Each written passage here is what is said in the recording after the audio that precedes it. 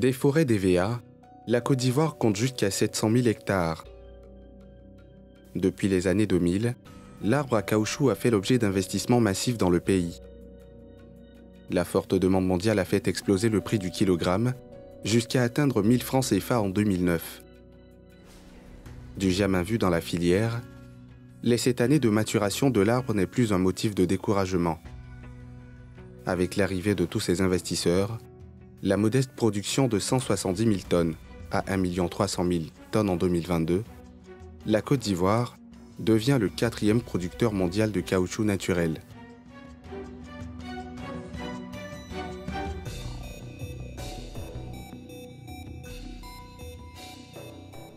C'est grâce à la culture de l'EVA que Armand Aka est devenu l'un des plus riches planteurs de Beaunois.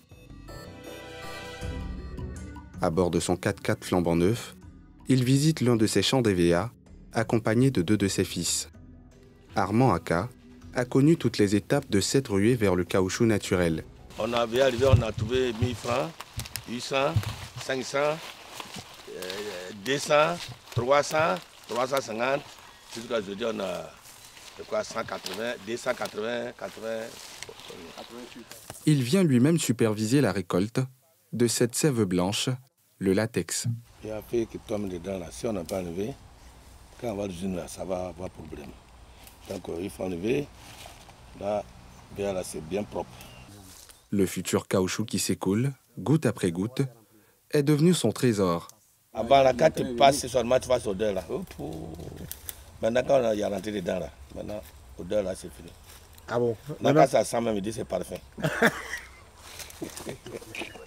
Parce que ça vous rapporte. Ouais. Ça donne quelque chose, ça donne manger.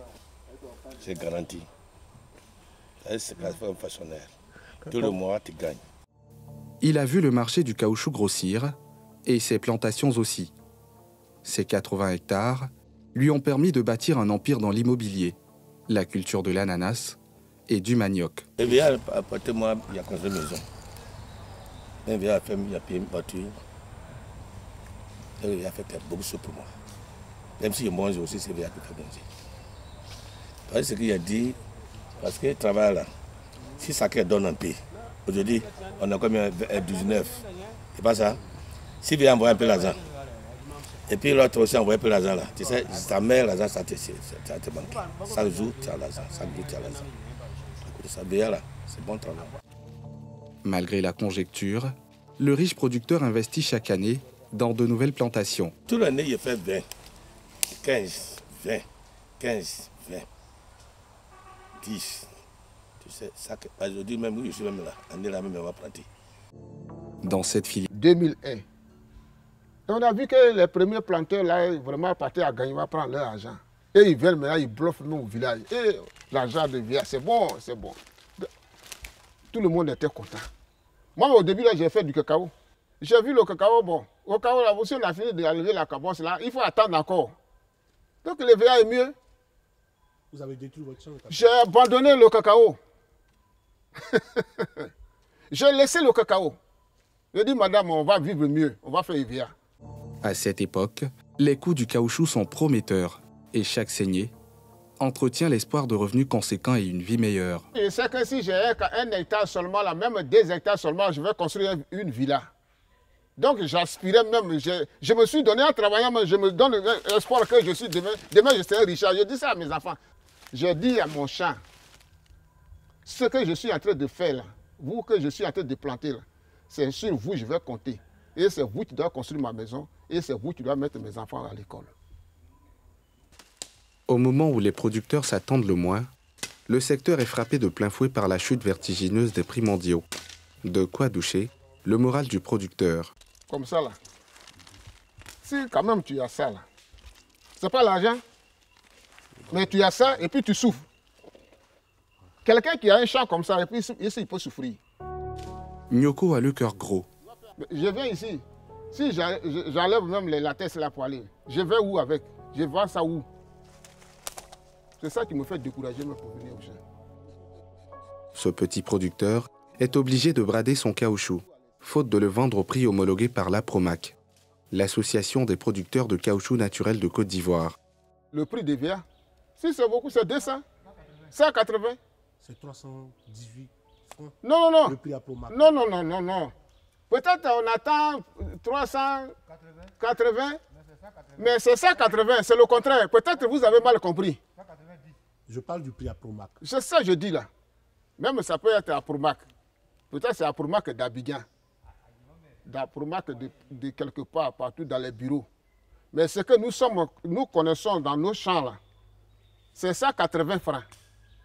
Ou plus c'est 200. Nous sommes aujourd'hui en 2022, 2023, 2024. Je sais que mon champ là va disparaître. Parce que 2025 là, je ne vais pas soutenir ça encore. Ses revenus ont fondu comme peau de chagrin. Mais il ne peut se soustraire à l'entretien de ses 4 hectares et aux charges de sa famille. Dans de nombreuses exploitations, c'est le même drame qui se joue. Tu vas acheter le riz, la nourriture, les besoins de la maison. Toi-même, tes soins. Tu payes le Seigneur à 60 francs. Et puis après, tu as des enfants qui vont à l'école pour les scolariser. Et puis, les produits, il faut soigner le bois pour qu'il te donne aussi. Même si tu dis que tu vas aller peser EVA. Tu te caches.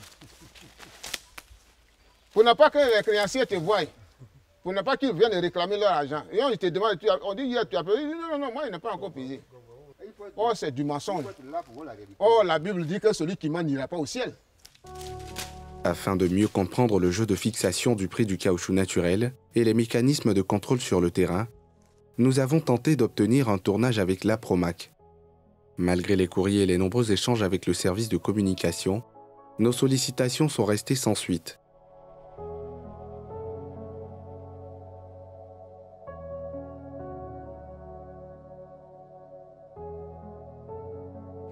Sur le chemin de son village, voici l'usine de Lilio, visiblement à l'arrêt.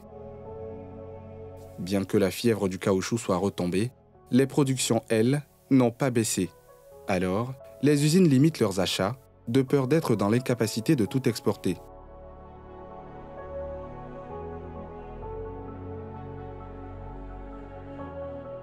Oh, mon ami, Ouais. comment ça va? Ouais, ça va. Ça va bien? Oui, ça va. Ça va ici? Oui, ça va Maman? ici. Oui, bonjour monsieur. Bonjour. Oui. Sois béni. Oui, Ah bon. Oui, ça Quoi, va. oui, mais je suis venu voir ici. oui. Si on peut peser. Oui, il n'y a pas de problème. Ah, d'accord. Il n'y a pas de problème. Parce que ça chauffe, hein? Ouais, En tout cas, Tu ça as vu, matin là, il n'a rien pris encore hein, parce qu'il n'y a pas l'argent. c'est ça. Hein? Comme les usines sont fermées. C'est donc, fermé. Oui. Ce goulot d'étranglement a favorisé la naissance de ponts privés. C'est sur celui-ci que le producteur vient désormais écouler son caoutchouc. Ces boules à la forme de gros champignons. Ils viennent avec le caoutchouc. Et dès qu'ils finissent, moi j'ai fini de faire le ticket. Je donne le ticket à l'acheteur. Et lui, à son tour, il paye, puis ils s'en vont. Donc ici, c'est du cash. Il n'y a pas de prix à Promac ici. C'est du cash qu'on fait ici. On a un prix qui est fixé, regardez là-bas. Prix du jour, 200 francs. Donc, maintenant, le prix à Promac n'est pas 200 francs. Puisque on se dit quoi, ça ne va pas. On dit tout est cher. Les gens n'arrivent pas à avoir l'argent même pour financer les gens. Donc chacun vient avec son argent. Il dit, madame, moi j'ai fait un changement, mais je prends à 200 francs. Donc le planteur, on oublie de dire au planteur, ah, ici c'est 200 francs. On ne peut pas dire non, c'est à 300 francs. Non, on fait seulement à 200. C'est ça. Et vous le venez ici Oui, souvent? c'est ça. Oui, il vient ici, il vient. Oui, souvent. On dit on a fixé le prix du jour, 200 francs. Je viens ici souvent. Il vient Depuis ici que souvent. ce pont-là a été créé. 200 francs, ça vous arrange? Bon, si ça m'arrange ou ça ne m'arrange pas, mais je vais faire quoi? Je suis obligé. Je suis obligé. Au lieu de mourir dans la faim, je suis obligé de prendre. Si je paye et je te donne tout de suite là-haut, tu vas me donner combien de temps pour recevoir mon argent? Non, c'est-à-dire c'est... Tac, Non, il tic n'y a au pas de tac. temps. Oh, tout En même temps et oui, mieux. en même temps. Ibrahim est l'un de ces acheteurs d'EVA. C'est lui qui fixe le prix et les conditions d'achat. On fait ici à 200. Vous voyez, quand on dépose, c'est-à-dire l'eau quitte dedans. Maintenant, quand on charge à un remorque pour aller à Abidjan, on peut faire 2 semaines ou une semaine. C'est-à-dire l'eau là, ça descend. C'est-à-dire nous, on diminue pour on pète quoi. Donc, si on n'a pas fait à 200 pour aller vendre là-bas, nous aussi, on tombe, on pète. Au moins, on a eu 3 tonnes, on évacue et puis on envoie à Abidjan. Il ne faut pas, on a trop pète. Sinon, on a besoin de caoutchouc même. Ibrahim ne nous dira pas à qui il vend tout cet EVA à Abidjan et à quel prix.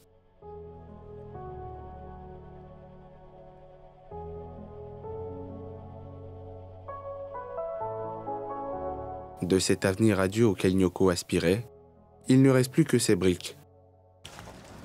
C'est à l'aide de ces champs-là que j'avais fait ces briques-là. Et le rêve d'une villa qui ne se réalisera peut-être jamais. Ces briques-là sont là depuis longtemps. Vous voyez déjà, vous constatez déjà. Depuis 2010. Et puis ces briques-là sont là. Et voilà les autres là, pour le sous-bâtiment, c'est ça qui est là-bas. Derrière la maison là-bas. Mais la maison ne me plaise pas, mais comment je vais faire? Et nous sommes dans une sous-préfecture. Et puis, il dort dans cette cabane-là. Je peux dire que c'est une cabane. Et puis, si les gens voient ma plantation, ils disent, ah, lui là, il a l'argent, il est riche. Et s'ils voient même ma demeure là, ils disent, ah, c'est pas la peine.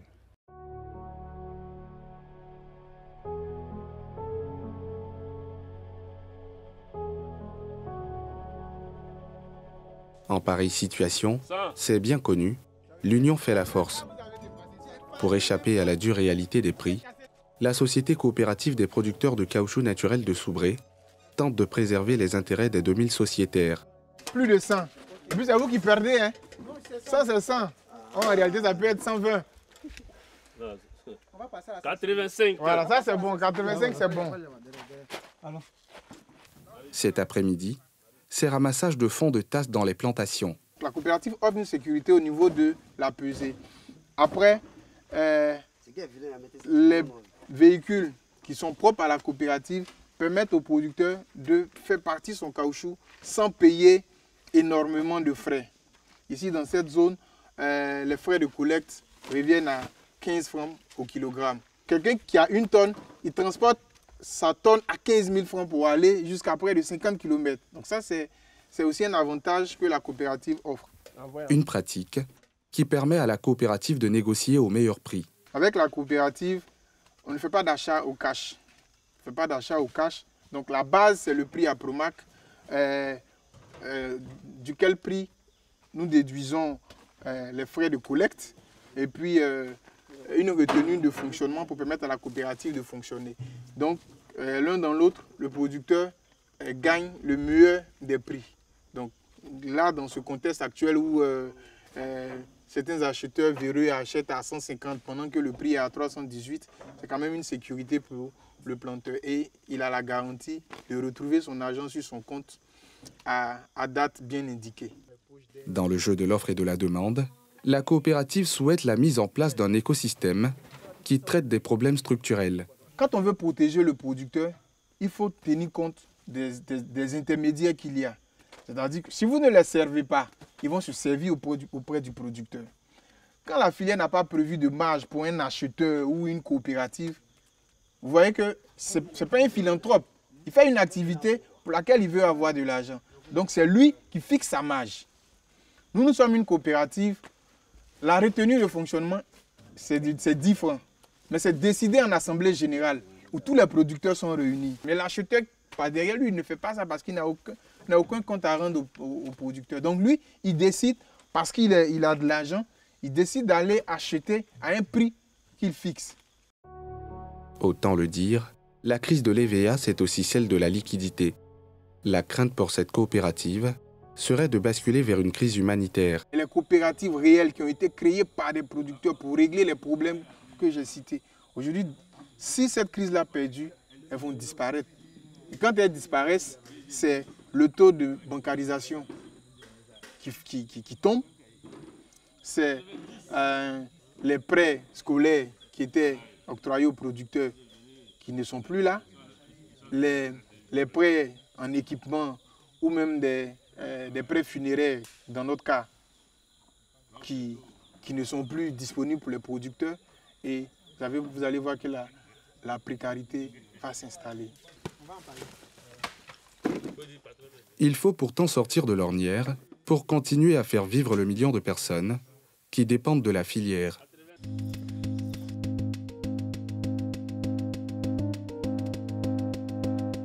Pour comprendre les implications de la conjoncture mondiale sur le secteur, nous nous sommes rendus sur les installations de l'unité agricole intégrée de Bongo, propriété de la Société africaine de plantation d'EVA. Avec plus d'1 million d'arbres, ce site est l'un des plus importants du continent. Bonjour, bonjour. Ça va? Il fait pas trop chaud? Le travail avance bien? Oui, monsieur. Comment tu vas? Ça va, monsieur. Tu peux appeler les autres? Venez. Ce matin, Dr Koulibaly, le directeur de l'usine du site, visite les champs pour encourager et rassurer les travailleurs.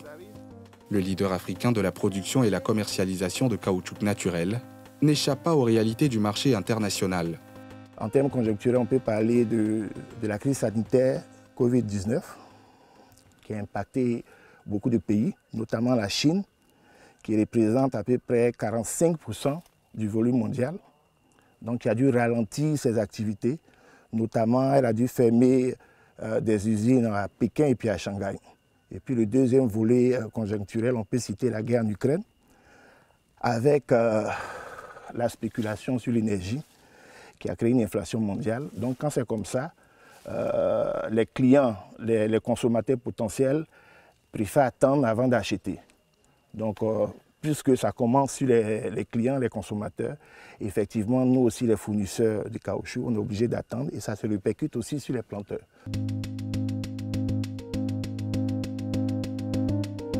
La SAPH privilégie les relations directes avec les 20 000 producteurs à qui elle commande de la matière première, en plus de ses 36 000 hectares en exploitation. Le planteur, il a accès au juste prix homologué par la Promac. Voilà, ce n'est pas répercuté sur des intermédiaires qui vont se mettre entre nous et puis le planteur. Donc déjà, le prix juste. Ensuite, le fait d'avoir des relations directes avec les planteurs, ça va permettre aux planteurs de bénéficier d'une assistance technique sur les dernières techniques de culture de l'EVA, par exemple. Et puis on les accompagne aussi sur les questions sociales et environnementales, notamment zéro déforestation. Ça veut dire qu'on ne va pas accepter des plantations qui sont créées sur la base d'une forêt qui a été déforestée. 90% de la production est exportée, mais avant de rejoindre l'étranger, ces fournisseurs doivent passer par la case pesage. Ils ont terminé le contrôle qualité là-bas? Oui. Ok, donc maintenant vous allez faire la pesée, c'est ça? Oui. Donc en saisissant le code, il faut faire attention parce que s'il y a une erreur, voilà, ça va poser un problème parce qu'on ne saura pas qui a livré et ça risque même de partir chez quelqu'un d'autre. Okay. Voilà. Pas de soucis. Ici, chacun des producteurs est répertorié. Ces 20 000 fournisseurs, nous les avons géolocalisés, nous avons leurs coordonnées X, Y et nous avons leur superficie. Et donc, sur cette base-là, nous avons le potentiel qu'ils sont capables de nous livrer. Et donc, nous faisons des mesures mensuelles pour voir est-ce que la production qui a été livrée correspond au potentiel du planteur. Selon le responsable des achats, cette procédure permet à l'entreprise de se prémunir de fonds de tasse d'origine douteuse. Pour être conforme aux exigences de sa clientèle, un dispositif de contrôle basé sur la géolocalisation entrera en vigueur. Nous avons besoin de savoir d'où le caoutchouc vient parce que nous voulons, comme je vous l'ai dit, assurer la traçabilité du caoutchouc. C'est une exigence de nos clients et ça nous permet aussi, nous, de savoir à qui nous achetons le caoutchouc parce qu'on ambitionne en 2023. En 2023, nous allons assurer la traçabilité du caoutchouc, c'est-à-dire on va partir de l'arbre jusqu'à la balle du caoutchouc qu'on va livrer aux clients. Donc on aura un QR code sur la balle que lorsqu'on scanne, on sait exactement le caoutchouc qu'on a livré au client, il provient de quelle plantation. 18%. Voilà, du coup, la production journalière qui était de 90 tonnes est passée à 150 tonnes. Luchesco veut transformer le modèle classique en intégrant le producteur dans les chaînes de valeur de la transformation du caoutchouc. En tant que producteur, acteur premier, acteur primaire, je dirais, de la chaîne, on se doit de connaître la finalité de notre action. C'est-à-dire à quoi cela aboutit. En plus de maintenir la chaîne d'approvisionnement, le conseil d'administration veut convaincre les agriculteurs que l'EVA n'est pas un danger pour les sols et la culture des produits vivriers. On fait l'alliage manioc EVA pendant les 4 premières années de plantation. Ça, c'est le 1. Par la suite, on fait EVA banane. Ça a été démontré que lorsqu'on plante de la banane dans l'EVA-culture, ça permet à l'EVA de bien produire.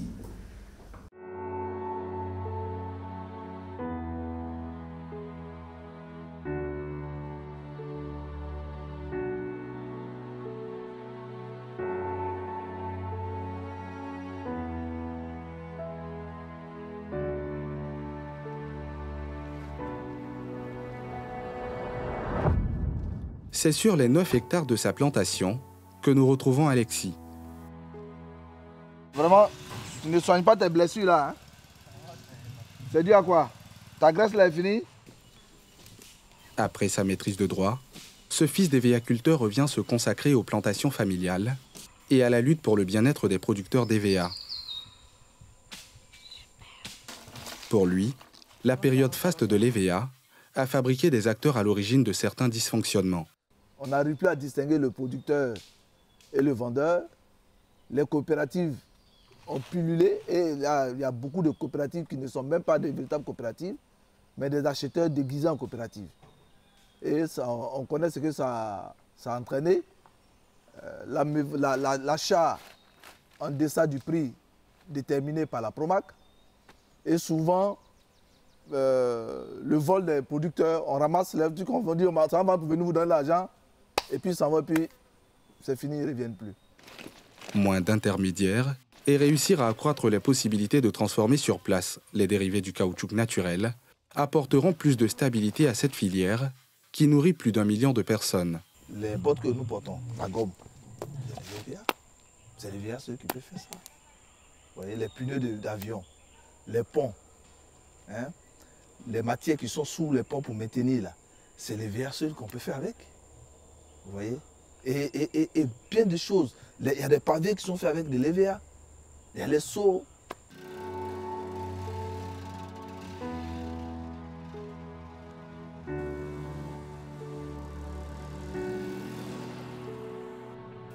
C'est dans l'usine portée par l'Union qu'Alexis ramène son ramassage du jour.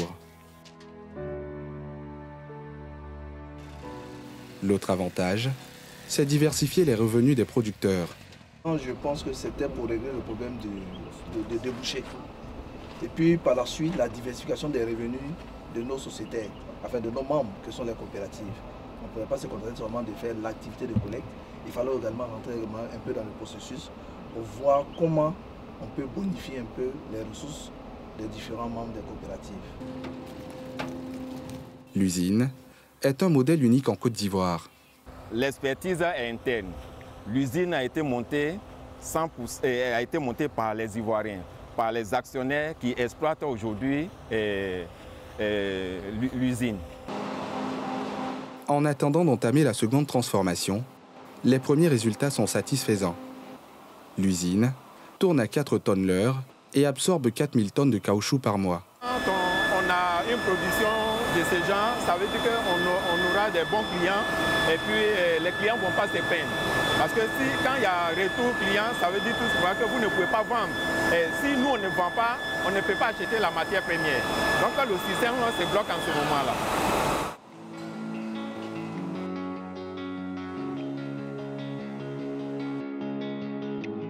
Au pays du cacao, on se surprend à rêver de la place de l'EVA. La filière génère plus de 300 000 emplois directs.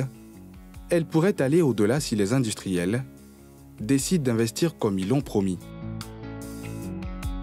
Plus de 56,6 milliards de francs CFA pour accroître leur capacité de production et transformer plus de 500 000 tonnes d'ici fin 2023.